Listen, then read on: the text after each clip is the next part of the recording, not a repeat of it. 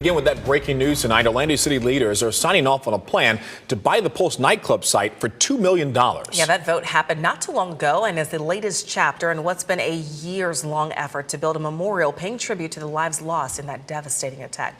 We have team coverage tonight. Greg Fox has been monitoring the meeting and will explain how that vote went down. But we begin with WESH 2 anchor Michelle Imparato. Michelle, kind of set the scene for us. This must have been an emotional moment in the city council chambers. It really was, Summer, but before the council approved this measure and the purchase of this property, there was a public comment session that got very emotional. More than 50 people signed up to speak at this session. They were Pulse survivors, they were family members, even community members, and you'll hear from them coming up in just a moment. But also, there was emotional debate among the commissioners themselves. WESH 2's Greg Fox was in the chambers with me, and Greg, at one point it looked like this vote would not be unanimous. You know, leading up to today, a couple of commissioners had said, you know, we've got some concerns. We want to talk about this. This seems like it's coming together a little too quickly in the proposed purchase of Pulse. As we take you inside the City Commission chambers now, we'll tell you in one especially tense exchange between District 1 Commissioner Jim Gray and Mayor Buddy Dyer. Gray thought the price of the property was too high and wondered if the city had considered using eminent domain to acquire the property. I'm trying to look at taxpayers as a fiduciary to taxpayers and say, why are we wasting $1 million of your money? That's all I'm saying. I'm not asking you what $1 million.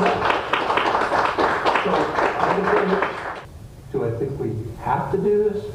Absolutely. That is the position that we were in.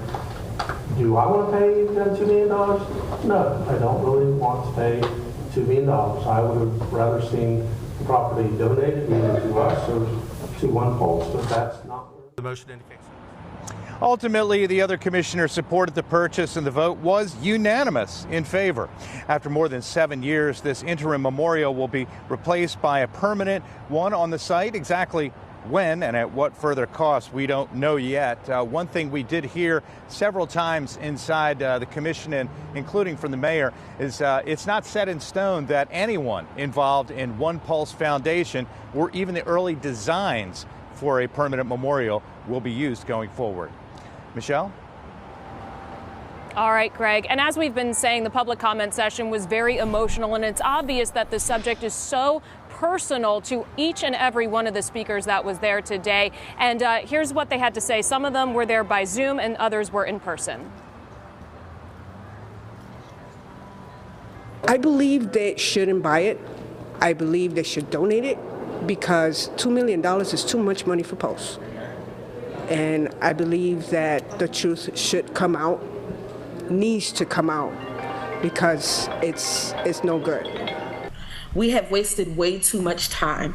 Barbara and Rosario have done nothing but made that a cash grab, in which we completely understand that this building is theirs by law. However, there were so many things they did just to keep it illegally. And I'm not understanding why. This is public record in the city. All of you know about this. Putting the blame in the wrong place, I don't think helps anyone. That property belongs to the Pumas, and they should be allowed to do with it as they please.